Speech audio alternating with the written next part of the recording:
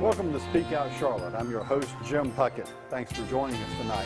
We get together every Tuesday night to talk with people who are involved in Charlotte-Mecklenburg region to talk about the challenges we have, the opportunities we have, and any general information that we think will make your life and you a better informed person.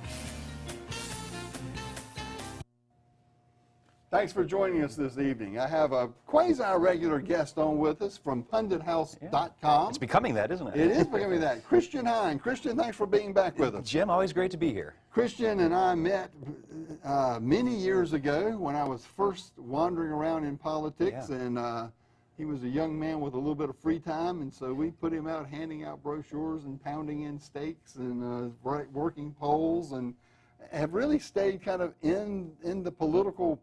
We're very involved with local politics for a long time, but have kind of expanded that out now and looking more at regional and national issues, and have, along with Mark Pellin, have formed pundithouse.com. Yeah. Tell us a little bit about what pundithouse.com is. Well, as you said, it's a partnership between myself and Mark Pellin. A lot of folks here locally might remember him as being the editor of the Rhinoceros Times newspaper that was in Charlotte for about 8 years. And really, our goal is twofold. Mark, of course, is a well-respected journalist, and he is routinely covering the school board, the city council, the county commission race, or the boards here in Charlotte-Mecklenburg, in bringing sort of a conservative perspective to the news of the day. A lot of that you might not be able to get from certain other media outlets, and so we'd like to bring a different perspective to that. But then also, as you alluded to, my background has always been more of an activist and a political agitator of sorts, and I enjoy getting involved in the grassroots. I'm pretty much a regular attender of all of the Republican and Tea Party organizations here in town, and starting now a lot more regionally, as you mentioned as well. There's some great Republican and Tea Party groups in Cabarrus County, Gaston County, up in Shelby. Some great folks I've been working with to try to expand our little media empire. Well, and as we go on, I want to talk a little bit about what's happening there, because there's some exciting news, I think, with the Tea Party has taken hold, had a major impact in the last national election. Yes. Not as much on the local side, but it did, but it did statewide and nationally, and now we're starting to see some movement, starting to see, harvest some of the seeds that were planted there. But I do want to take a minute and kind of talk about how a web page, something like a Pundit House, kind of operates. It's interesting when you talk about Mark Pellin. Mark was the editor of the Rhinoceros Times. Most people that listen or watch this show clearly remember Rhinoceros Times, but it did not survive as print media. Correct. And part of that, really, I think, is this new media, the internet media that came along. It seemed to be a pretty natural transition, kind of from the Rhinoceros to Pundit House. Has it supplanted print media, and or what are the things that are similar and the things that are different about the new media? Well, making no mistake, I do believe the print media is dying. It's not that there aren't any really good publications that are still out there. It's just becoming harder, from a logistical standpoint. The costs that are involved in having to print and distribute a physical copy of a newspaper leads to some really dramatic expenses. And then on top of that, you have advertisements, of course, that newspapers sell, in which there's never really any guarantee that somebody is going to just so happen to look at that section of the newspaper or turn to that page or notice an ad. New media also has a benefit over print media in that it's really as current as you can get. Any newspaper that you pick up today is really great at covering yesterday's news. Things that are happening today and going on right now. It's the classic Dewey wins. I mean, exactly. It's exactly the news as of the time they went to press about 11 o'clock the night before. If you want to know what's going on right now and you want to see coverage of what's happening right now, it's the internet that is becoming the avenue that people are taking to get that information. And we're trying to tap into that from a news perspective. But then, of course, we also have opinion pieces just talking about the issues of the day, try to bring in a lot of local voices and some other activists in the community to let their voices be heard, and of course then try to encourage activism out of it. because you can just read the news, or you could be the news and actually try to accomplish something in your community for the better. But yeah, the internet is dramatically changing the way people get their news coverage. Is there an opportunity, because one of the dilemmas you have is as print media goes down, there are those that depended upon that for advertising. Not Right. the media depended upon it as income from advertising, but there's also the shop owner, the service provider, or whatever that wanted to try and get their, they can't afford national television, but they can afford to get their name in front of people who may be interested in whatever service they had. As that goes away, how does that play into kind of the new media? Do you buy ads on pundithouse.com? Do you, is that an opportunity for someone? Absolutely, yeah. There's actually 3 ways that our site does make money. One, of course, is sponsorships. I mean, Okay. people that are reading our paper and enjoy what we're providing, they can make a donation to us. But then, yes, we do have advertising, and that is in one of 2 forms. One is just a direct buy ad. We have spaces on the website, pundithouse.com. You can see those advertisements, which are basically put into a pool of advertisers that we have. Then every time a page is loaded, one of those ads is pulled and put in that spot. And so it is always circulating and cycling through to give everybody equal access. But that's great for our local audience that knows they're going to be targeting people in Charlotte-Mecklenburg who are the primary readers of our site. We can track how many people look at the ad, how many people click on the ad, and provide that information back. So unlike a newspaper, for example, where you have one advertisement that's placed, and once it's printed, even if there's a mistake on it, that's out there to however many papers have been printed. On an internet website, we can try all sorts of different concepts. You can change the language of your ad if you think a different logo might work better, if you have a different special that your company is offering.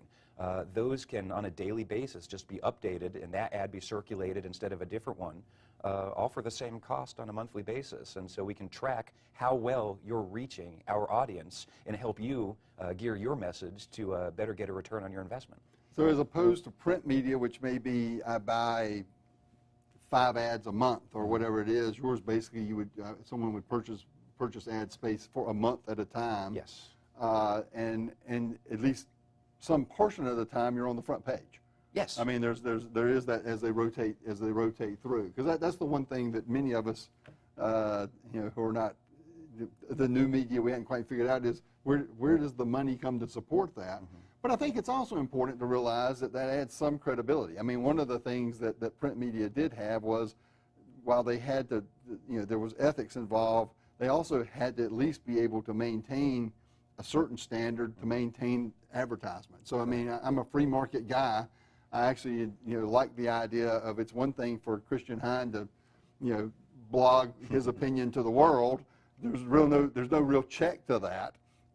But with advertising, there is at least an advertiser that's more likely to go, that's just a bold-faced law. I'm pulling my stuff. I mean, I can't, so there's a certain amount of a check and balance just because the private market is also making sure that you're not being ridiculous, if you will. So that's encouraging to me to know that.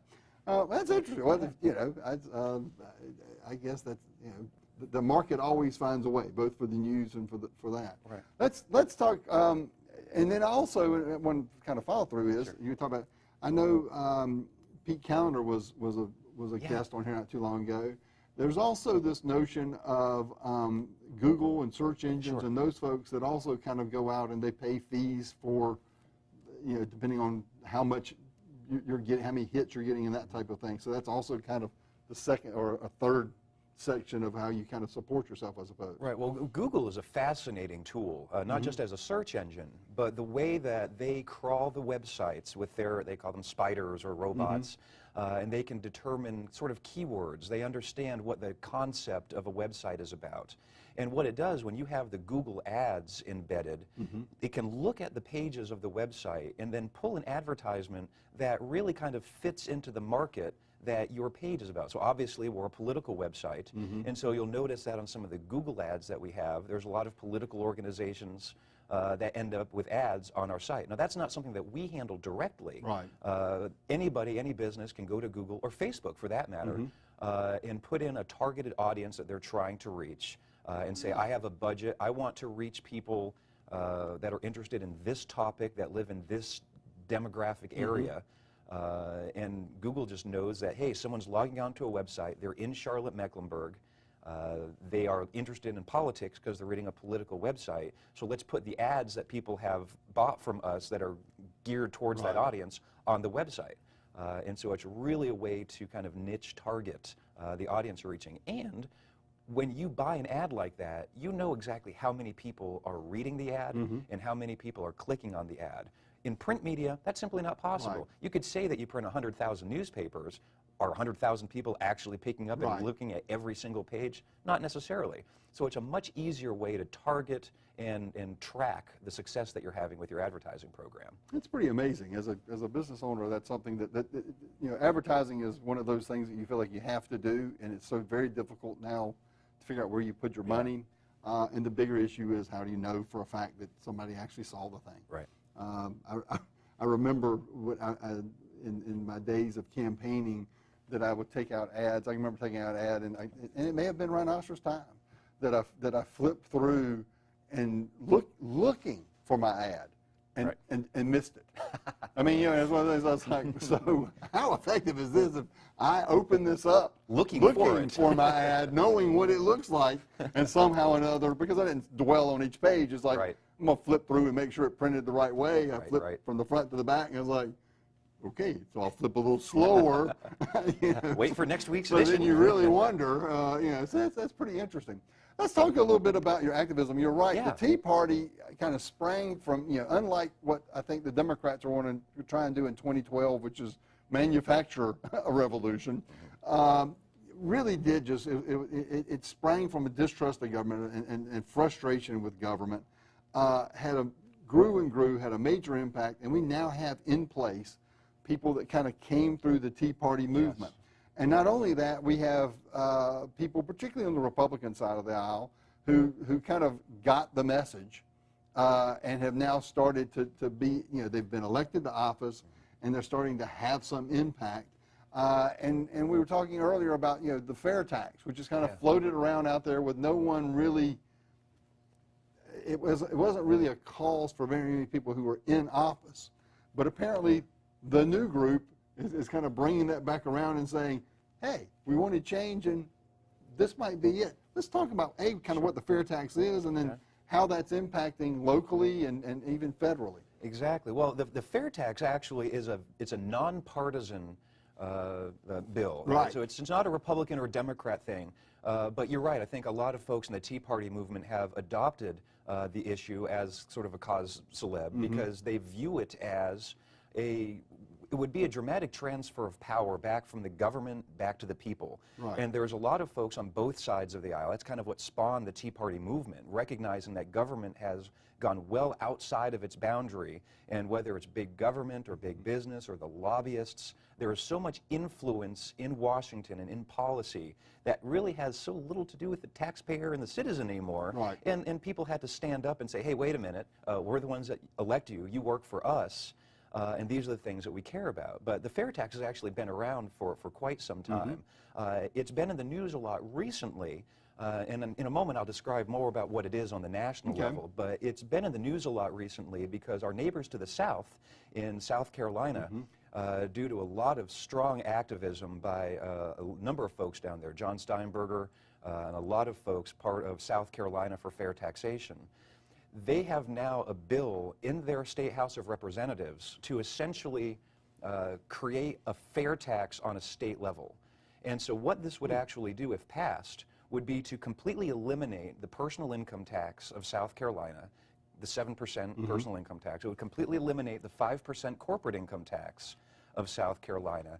And it would also clean up the mess of a sales tax system that South Carolina has. South Carolina now has over 300 different exemptions for different companies, different types of products. There's 300 exemptions to the sales tax code, and it's complicated, it's convoluted, it's confusing. And what the fair tax would do is eliminate all of that and basically institute an across-the-board 6% sales tax on the purchase of new goods and services. no South Carolina resident would ever have to fill out a tax form again.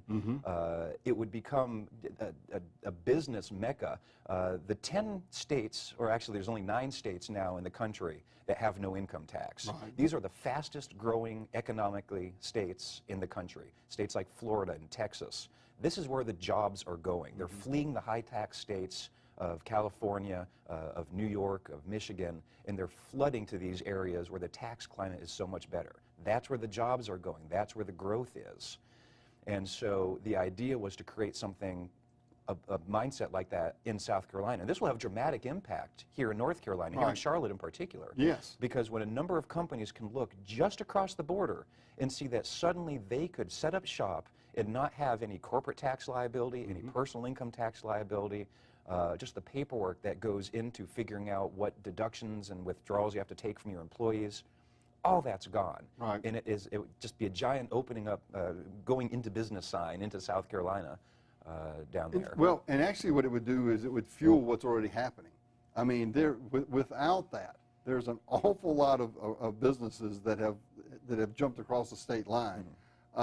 You don't hear about that a lot. We celebrate the, $20 million investments that the state and local governments make in giving money to lure companies into the state, and you don't hear about the ones that just went, you know what, I'm paying too much taxes. I'm not looking for anything from the government. I'm going to go to South Carolina because it's cheaper and the school system's better. And you start to look at York County, you look at Rock Hill, you look at Lancaster, and you see the amazing growth that's happening there.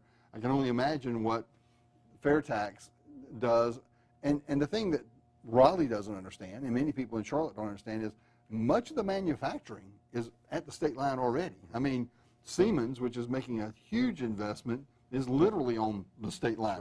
Now, fortunately for us, it's on the North Carolina side, but it's like Carowinds. You can, I don't know how many steps off the back of Siemens property off Westinghouse Boulevard get you into South Carolina, but even I wouldn't be much out of breath by the time I left Siemens and walked into South Carolina.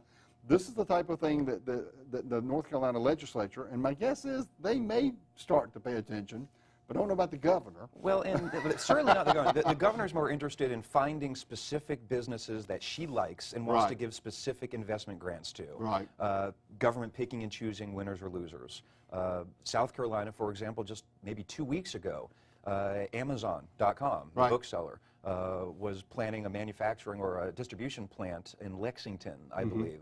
And they were coming in asking for an elimination of their liability for collecting sales tax. The government basically in South Carolina said, no, we're not going to allow that to take place. We're not going to penalize the businesses that are already here in an effort to try to attract another business that then's not going to play by the same rules as the rest of us. And this is something that's real, too. The idea seems so wonderful, but people think, oh, that's just a handful of dreamers. Nothing like this could ever get done. When the state bill in South Carolina was first put forth, it already had enough co-sponsors, 63 to be exact. Oh, really? A majority of their state House of Representatives signed on as co-sponsors before the bill was even introduced. So this isn't a question of if it's going to happen. It's a question of when it's going to happen. And North Carolina, I mean, thank God we've got Tom Tillis and some really great representatives now. The Republicans are in control of North Carolina for the first time in 100-some-odd years. It's going to take a while to get a handle on things. I don't think we're going to rush into major tax reform until we get some of the rest of the housekeeping in order. But I think once we keep those majorities and then we're able to start cleaning up that mess, I think it will only be a matter of time before we have to start the idea of matching some of the things that our neighboring states are doing. Because otherwise that will be a disincentive for that new business development to come to us when they can go to Virginia, Tennessee, South Carolina instead. Are there any, there are a number, as you said, there are 9 states that do not have income tax. I don't know if Tennessee is one of them. Tennessee is one of them, which, by the way, is why you find there's an awful lot of automotive manufacturing that goes on in Tennessee. I mean, when Detroit looks at what Detroit is today versus Tennessee, and you realize, that's why those large plants relocated to those areas, just like you talked about. Is there any state that basically has the fair tax in place at this point? Not exactly, because there's some different criteria of it. But the closest, as I mentioned, would be those without an income tax. And again, that would be Texas, Florida, Tennessee. It's actually quite interesting between Seattle and Portland. You've got Washington and Oregon. Oregon, of course, has a rather high income tax. Washington does not, has a sales tax. Businesses are fleeing Oregon. Washington is growing because that's where the people want to be. That's where the investment is going to. But all this comes back to the national fair tax. It's been in Congress for quite some time. It's House Resolution 25. A representative from Florida named John Linder was the primary sponsor of the legislation for years. He just retired last year, but his chief of staff took his place in the seat.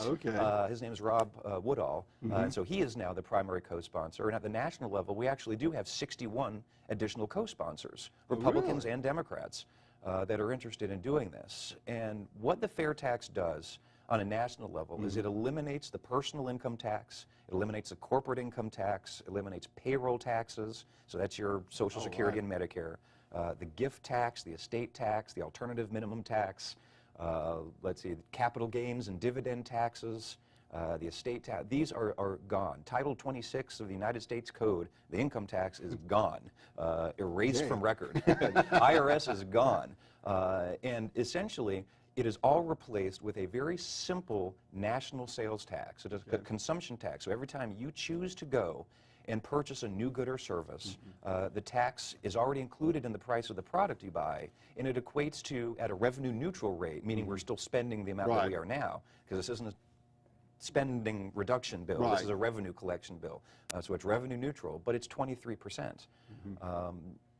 At first thought, that sounds high. Wow, a 23% tax. But you look at right now what we're actually paying and how much of it is actually hidden from us. We have not only the income taxes that we do pay, but then you see, like, I had my first job at Carowinds when I was 16 years old. I got my first paycheck, and I said, who's FICA, and why is he getting all my money? That kind of launched my fiscal conservatism. But by eliminating those taxes, corporations, while there is a corporate income tax, corporations don't pay income tax. It's simply passed along in the price of the product. So when you imagine that you buy a widget at the store, you're helping contribute to the taxes that that store is paying, that the transportation company that got the product to that store is paying, the warehousing center is paying, if it's like a cotton, the cotton grower had to pay taxes. And all these costs are just passed along and passed along and passed along until finally they estimate that about 22% of the cost of every product that you buy in the store is just the embedded taxes of our current income tax system. That's insane. I mean, that is a national embarrassment. So I don't know if it's ironically, I guess it's probably just, you know, it's mathematically makes sense.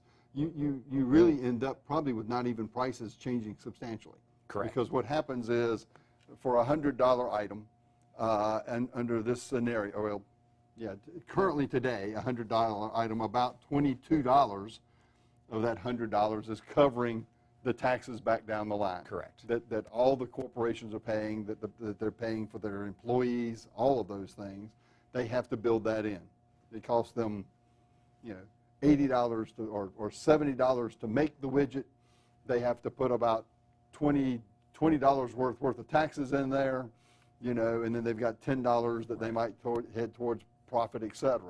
Under fair tax, all of that 20-some% of taxes go away, but they have to add the fair tax on, roughly a 20% tax. And so what you have is the price of it stays roughly the same. It's just all the paperwork goes away for all of those taxes. And I would assume ultimately the price comes down.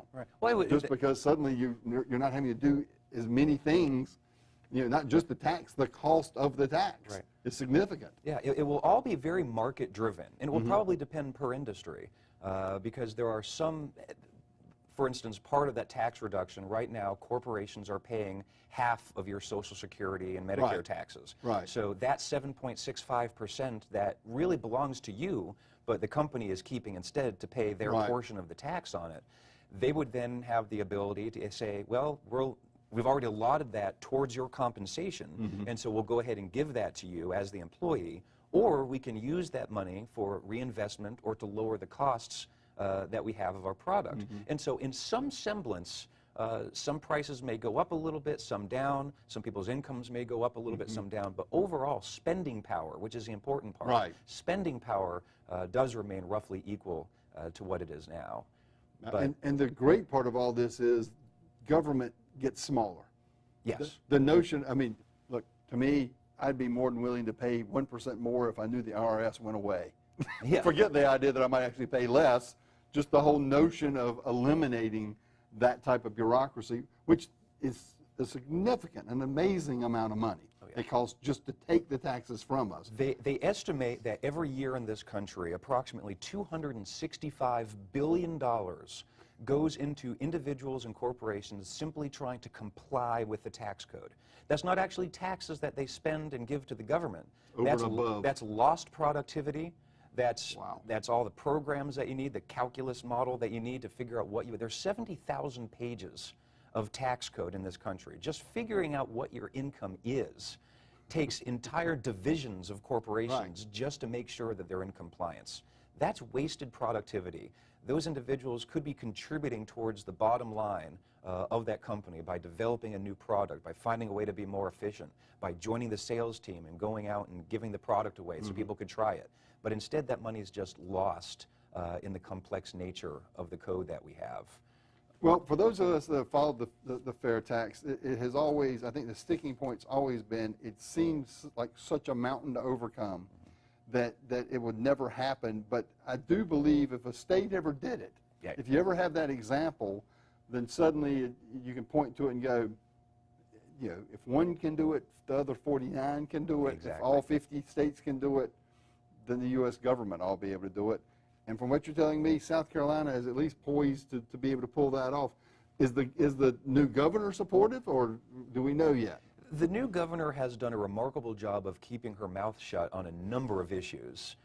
Which she seems to wait It's not until entirely things... a bad thing when you're brand new. Right. She seems to wait until things come to her desk. She has expressed interest in the concept and a willingness to look at it, but then she also lists off some other ideas that she's interested in, but none of which have next to the support that the FairTax does. Got you. Well, then, as a politician, she's got to figure out how she can, if she decides to support it, take some credit for it, and Right. that's just part of the price of getting legislation done.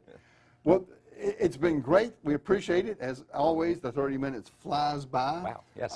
And it has again, so we're going to have to have you back on again. You're Okay. a pretty regular for us. And also, you can go find him at pundithouse.com. That's it. You'll see all of this and more. And we look forward to seeing you on our show again before long. We look forward, as always, to seeing you again next Tuesday night. Thank you.